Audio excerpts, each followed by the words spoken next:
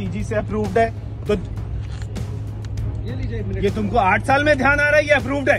ये तेरे को 8 साल में ध्यान आ रहा है ये अप्रूव्ड है? क्या बात है सर, आप इतना क्यों गुस्सा कर रहे हैं? क्यों गुस्सा कर रहे हैं? एक तो हम यहाँ पे लोगों को मार रहे हो तुम 8 साल में, तुम इसको साफ नहीं कर पाए? आपको कैसा लग रहा है कि लोग मर रहे हैं इससे? अरे तू इसमें डुबकी लगा चल अभी। किस में? ये केमिकल एफडी इसमें ये केमिकल एफडी अप्रूव, ये यूएसएफडीए से अप्रूव है। तुम्हारे सर पे डाल दूं ये केमिकल? इसको एनएमसीजी ने भी अप्रूव किया है। ये केमिकल तेरे सर पर डाल दूं? तुम यहाँ पे केमिकल डाल रहे हो पानी में और यहाँ पे लोग लगाएंगे डुबकी, ये मैं तेरे सर पर डाल दूं? किसके? ये अप्रूव्ड है यहाँ पे अपना कर रहा है, अप्रूव्ड है। शर्म नहीं आती तुम्हें? शर्म की क्या बात है? ये एनएमसीजी के मिनट्स, एनएमसीजी से अप्रूव्ड है। मैं आपको मिनट्स की कॉपी दिखा रहा हूँ। प्लांट लगा दिया, कर रहा है बकवास यहाँ पे। आपको अगर ऐसा कुछ लगता है तो आप कंप्लेंट करिए। तू यहाँ पे डुबकी लगा चल, यहाँ पे लोग आएंगे डुबकी लगाने, तू लगा के दिखा पहले। ये कार्ड डेसिग्नेटेड नहीं है सर। ये तो फिर क्यों कर रहे हो यहाँ पे? ये अगर क्यों कर रहे हो यहाँ पे? तुम्हें साला 8 साल में ध्यान नहीं आया, कल यहाँ पे लोग मनाएंगे छठ तो तुम यहाँ पे अपना कर रहे हो ये काम। बेशरम घटिया आदमी, दिमाग खराब। मैं आया अप्रैल में, मैं यहाँ पे डुबकी लगा सकता, तेरे सर पर डाल दूं केमिकल है? ये अप्रूव्ड है कर रहा है। मैं छठ घाट पे पहुंचा तो हम वहाँ पर कल भी गए थे और कल हमने जैसे ही वहाँ पर पहुँचे तो दिल्ली सरकार के अधिकारी हमको देखकर वहाँ से भाग गए। वहाँ पे बहुत बड़े बड़े ड्रम रखे हुए थे, उसमें बहुत ही केमिकल जहरीला एक वहाँ पे केमिकल उन्होंने रखा हुआ था जिसको उनको पानी में डालने की तैयारी थी।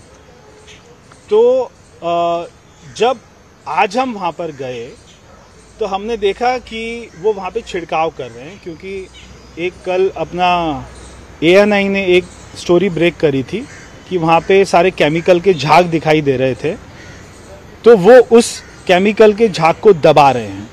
जब मैंने उनसे ये कहा कि आप 1 साल तक कोई काम नहीं कर रहे, कल जो है छठ का पर्व है, कल हमारे पूर्वांचल के सारी माता बहना आकर यहाँ पे डुबकी लगाएंगी, आप ये केमिकल इतना सारा डाल रहे हैं, अगर उनमें से कोई मर गया या कोई बीमार हो गया, कोई किसी को स्किन की कोई अपना रोग हो गया तो इसका जिम्मेदार कौन होगा?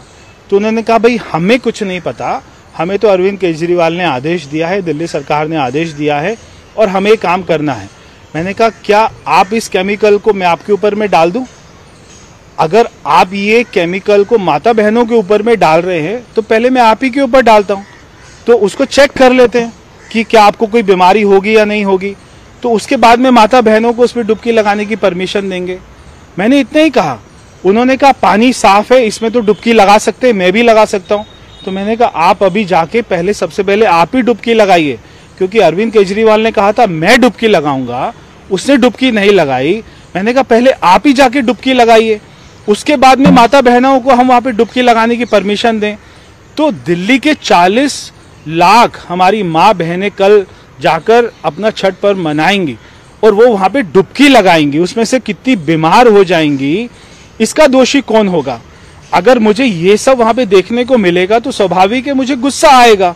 अगर मेरी माताओं बहनों को ऐसे गंदे पानी में वहां पे डुबकी लगाने के लिए मजबूर किया जा रहा है और अधिकारी कह रहा है कि मुझे नहीं मालूम है ये केमिकल कितना हानिकारक है और इससे क्या होगा, मुझे तो आदेश दिया है।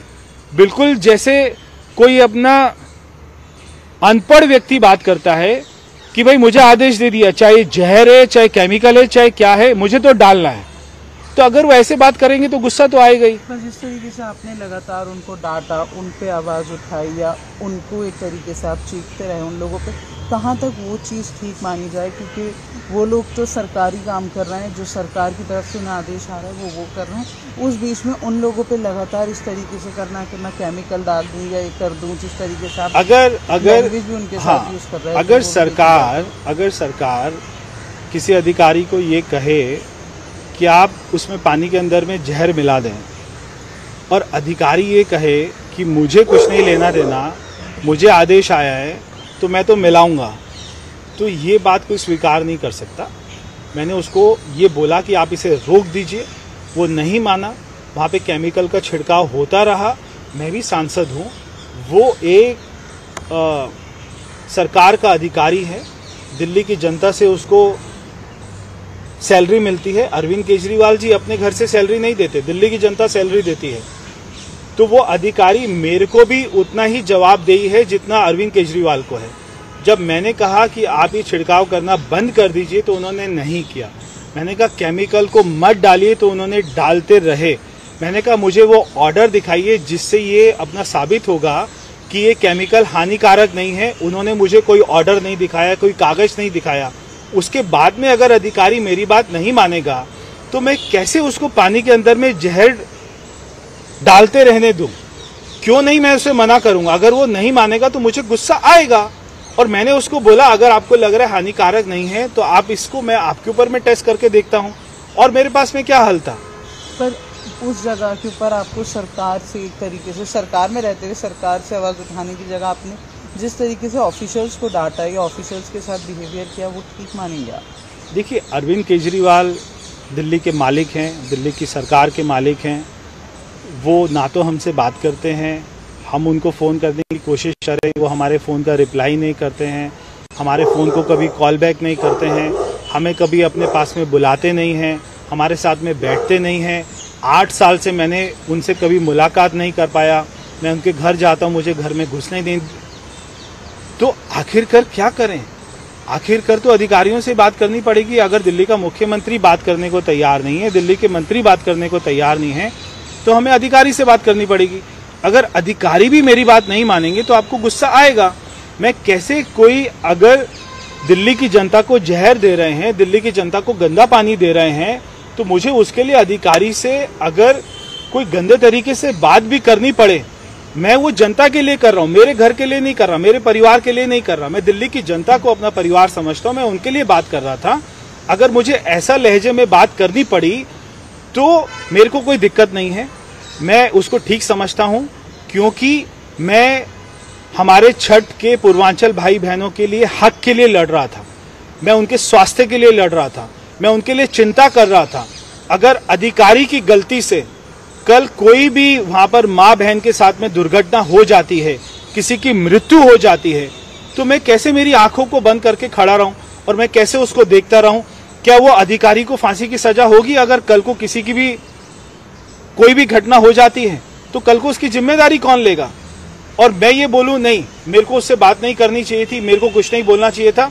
वहां पे केमिकल छिड़क रहे थे, जहर छिड़क रहे थे, कोई वो ऑर्डर नहीं दिखा रहे थे, कोई कागज नहीं दिखा रहे थे। मैं तो उसको सहन नहीं कर सकता, मैं उसको बर्दाश्त नहीं कर सकता। तो अब सरकार से आप बात करेंगे या इसी तरीके से जो ऑफिसर्स हैं उन्हीं से बात करेंगे या उन्हीं से जिस तरीके मैं दिल्ली के मुख्यमंत्री को पत्र लिखूंगा कि आप ये जो केमिकल का छिड़काव कर रहे हैं वो गलत है। आप इसको पूरी आपको योजना बनानी चाहिए जिससे आप पूरी यमुना को साफ कर पाएं। केवल छठ के दिन 4 वहाँ पे अफसरों को भेज देना और वहाँ पे पानी के ऊपर में छिड़काव करना केमिकल का, वो कोई सॉल्यूशन नहीं यमुना की सफाई का। आपने कहा था मैं वहाँ पे जाके डुबकी लगाऊंगा, तो कल छठ के दिन आपको सबसे पहले जाकर, क्योंकि आप दिल्ली के मुख्यमंत्री, आप दिल्ली के लीडर हैं, आप सबसे पहले जाकर डुबकी लगाएं। उसके बाद में आप बोलें देखिए पहले मैं लगाऊंगा, उसके बाद में मेरी माँ बहन लगाएगी, तब तो हम माने कि वो दिल्ली की चिंता कर